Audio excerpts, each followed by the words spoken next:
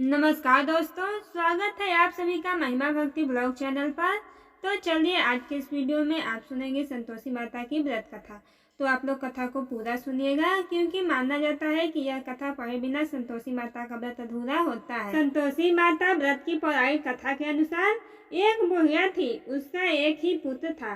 बुढ़िया पुत्र के विवाह के बाद बहू से घर के सारे काम करवाती, परंतु उसे ठीक से खाना नहीं देती थी। यह सब उसका लड़का देखता, पर माँ से कुछ भी नहीं कह पाता।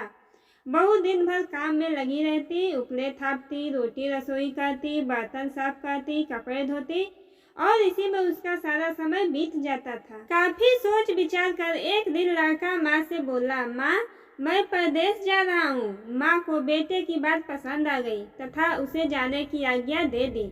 इसके बाद वह अपनी पत्नी के पास जाकर बोला, मैं परदेश जा रहा हूँ, अपनी कुछ निशानी दे दो। बहू बोली, मेरे पास तो निशानी देने योग्य कुछ भी नहीं है। यह कहकर वह पति के चरणों में गिरकर रोने लगी। इससे पति के जूतों पर गोबर से सने हाथों से छाप बन गई। पुत्र के जाने के बाद सास के अत्याचार बढ़ते गए। एक दिन बहू दुखी हो मंदिर चली गई। वहां उसने देखा कि बहुत सी स्त्रियां पूजा कर रही थीं। उसने स्त्रियों से व्रत के बारे में जानकारी ली तो वे बोली कि हम संतोषी माता का व्रत कर रही हैं, इससे सभी प्रकार के कष्टों का नाश होता है। और स्त्रियों ने बताया कि शुक्रवार को नहा धोकर एक लोटे में शुद्ध जल लेकर गुड़ चने का प्रसाद लेना तथा सच्चे मन से माँ का पूजन करना चाहिए। खटाई भूल कर भी मत खाना और न ही किसी को देना और एक वक्त ही भोजन करना। व्रत विधान सुनकर अब वह हर शुक्रवार को संयम से व्रत करने लगी। माता की कृपा से कुछ दिनों के बाद पति का पत्र आया और कुछ दिनों बाद पैसा भी आ गया। उसने प्रसन्न मन से फिर व्रत किया तथा मंदिर में जाकर अन्य स्त्रियों से बोली, संतोषी माँ की कृपा से हमें पति का पत्र तथा रुपया आया है। और अन्य सभी स्त्रियां भी श्रद्धा से व्रत करने लगी। बहू ने कहा, हे माँ, जब मेरा पति घर आ जाएगा तो मैं तुम्हारे व्रत का उद्यापन करूंगी। अब एक रात संतोषी माँ ने उसके पति को स्वप्न दिया और कहा कि तुम अपने घर क्यों नहीं जाते।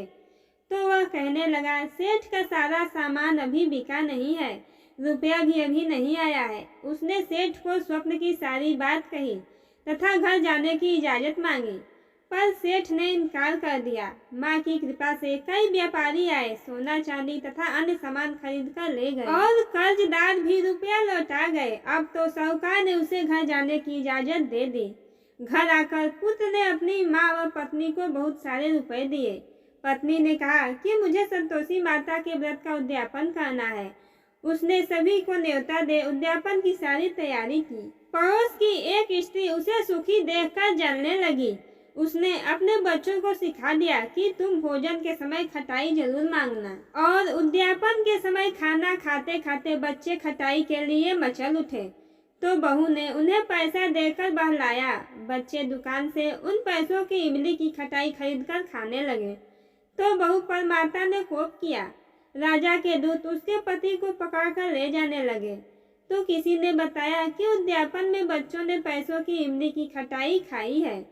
तो बहू ने पुनः व्रत के उद्यापन का संकल्प किया और संकल्प के बाद जब वह मंदिर से निकली तो रास्ते में उसका पति उसे आता दिखाई दिया। पति बोला, इतना धन जो कमाया है उसका कर राजा ने मांगा था। फिर अगले शुक्रवार को उसने फिर विधिवत व्रत का उद्यापन किया। इससे संतोषी माँ प्रसन्न हुई और 9 माह बाद चांद सा सुंदर पुत्र हुआ। अब सास बहू तथा बेटा माँ की कृपा से आनंद से रहने लगे। तो दोस्तों, हमारी ये कथा यहीं पर समाप्त होती है। हमारे इस वीडियो में अंत तक बने रहने के लिए आप सबका बहुत बहुत धन्यवाद। और हमारी ये कथा आपको अच्छी लगी हो तो वीडियो को लाइक करके कमेंट बॉक्स में जय माँ संतोषी जरूर लिखिएगा।